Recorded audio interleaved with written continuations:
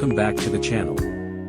In today's video, I'm going to show you how I installed herringbone vinyl flooring in my home, step by step, from start to finish. If you've ever wanted that classic herringbone look but with the durability and easy maintenance of vinyl, then stick around because I'll walk you through the whole process. Step 1, Preparation. First things first, preparation. I cleared out the entire room, removed the old flooring, and made sure the subfloor was clean, dry, and level. This step is significant because any bumps or uneven spots will become visible later in your flooring.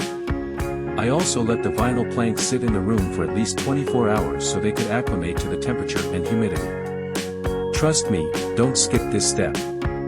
Step 2, Planning the layout. Herringbone patterns can be tricky if you don't plan. I started by finding the center of the room and snapping a chalk line. That's my reference line to keep everything straight.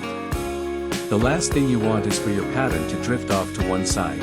Once I had my reference point, I did a dry layout with a few planks just to see how they'd look. That gave me an idea of where to make cuts and how the pattern would flow. Step 3, Starting the pattern. I started the first V shape of the herringbone pattern right at the chalk line. From there, every piece locks into place like a puzzle.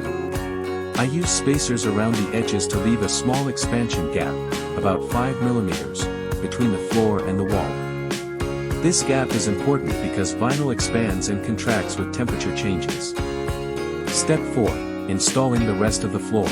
Once the first few rows were in place, it got much easier. I just kept adding planks, making sure each one clicked tightly into the next. A tapping block and rubber mallet came in handy to snug everything together without damaging the planks. For the edges and corners, I measured carefully and cut the planks using a utility knife and a straight edge. Remember, measure twice, cut once. Step 5, Finishing touches. After the flooring was down, I reinstalled the baseboards and added transition strips where the new floor met other surfaces. This gave it a clean, professional finish. Finally, I gave the whole floor a good clean and stood back to admire the results, and honestly, I'm really happy with how it turned out. Outro. So that's how I installed my herringbone vinyl floor from start to finish.